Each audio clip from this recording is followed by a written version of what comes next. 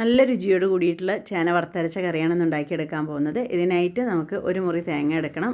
തേങ്ങ ചിരകിയെടുത്തത് നമ്മൾ നന്നായി ഒന്ന് വറുത്തെടുക്കുക. അപ്പോൾ അതിലേക്ക് 5-6 ചുവന്നുള്ളി അരിഞ്ഞെടുത്തതും ഒരു പിടി വേപ്പിലയും 1 ടീസ്പൂൺ പെരിഞ്ചീരകവും കൂടെ ചേർത്തിട്ട് ഇത് ഗോൾഡൻ ബ്രൗൺ നിറമാവുന്നത് വരെ ഒന്ന് വറുത്തെടുക്കുക. എന്നിട്ട് അതിലേക്ക് നമ്മൾക്ക് ഫ്ലെയിം ഓഫാക്കിയതിന് ശേഷം 1.5 ടേബിൾ സ്പൂൺ മുളക് പൊടി, 1 ടീസ്പൂൺ മഞ്ഞൾപ്പൊടിയും 2 ടേബിൾ സ്പൂൺ മല്ലിപ്പൊടിയും കൂടെ ചേർത്തിട്ട് നന്നായിട്ടൊന്ന് മിക്സ് ചെയ്തെടുക്കുക.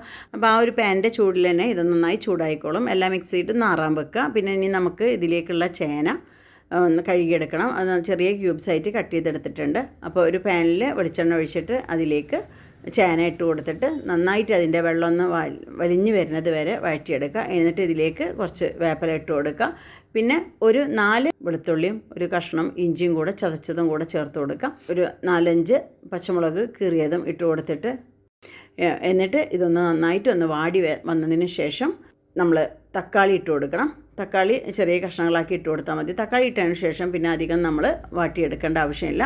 ഇനി തേങ്ങ വറുത്തതുണ്ടല്ലോ, അത് നമുക്ക് മിക്സിയുടെ ജാറിലേക്ക് ചൂടാറിയതിന് ശേഷം ഇട്ട് കൊടുത്തിട്ട് നന്നായി ഒന്ന് അരച്ചെടുക്കാം. അപ്പോൾ അതിന് മുമ്പ് നമുക്ക് പുളി ഉണ്ടല്ലോ, അത് നന്നായി പിഴിഞ്ഞിട്ട് ഇതിലേക്ക് ഒന്ന് ഒഴിച്ചു കൊടുക്കണം. അത് ഒഴിച്ചതിന് ശേഷം നമുക്ക് നന്നായി അരച്ചെടുത്തിട്ടുള്ള അരപ്പ് ഇതിലേക്ക് ചേർത്ത് കൊടുക്കാം.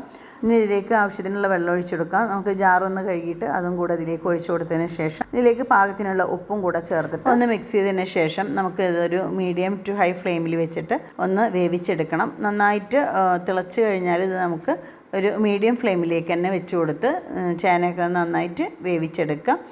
ഇപ്പോൾ കറി തിളച്ച് വന്നിട്ടുണ്ട്. ഇനി നമുക്കൊന്ന് ഇളക്കിയതിന് ശേഷം വീണ്ടും നമ്മൾ മൂടി വെച്ചിട്ട് ഒരു മീഡിയം ഫ്ലെയിമിൽ വെച്ച് കൊടുക്കാം.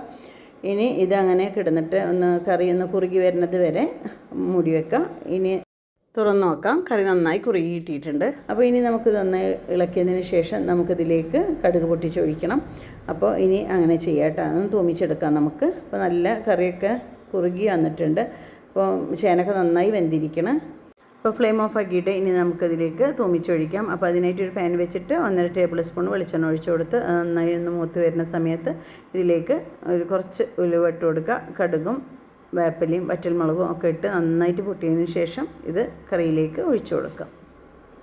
എന്നിട്ട് ഒന്ന് മിക്സ് ചെയ്തതിന് ശേഷം ഇത് മൂടി വെക്കുക. അരമണിക്കൂർ കഴിഞ്ഞിട്ട് നമുക്ക് സെർവ് ചെയ്യാം. അപ്പോൾ നമ്മുടെ അടിപൊളി ചേന വറുത്തരച്ച കറി റെഡി ആയിട്ടുണ്ട്. ഇതേപോലെ ഉണ്ടാക്കാത്തവരുണ്ടെങ്കിൽ ഒന്ന് ഉണ്ടാക്കി നോക്കണം കേട്ടോ. ഇനി ഈ ചാനൽ ആദ്യമായിട്ട് കാണുന്നവരുണ്ടെങ്കിൽ സബ്സ്ക്രൈബ് ചെയ്യാൻ മറക്കരുത്, ലൈക്ക് ചെയ്യാൻ ഷെയർ ചെയ്യാനും മറക്കരുത്. അപ്പോൾ ഇനി നമുക്ക് നല്ല റെസിപ്പിയുമായി അടുത്ത വീഡിയോയിൽ കാണാം.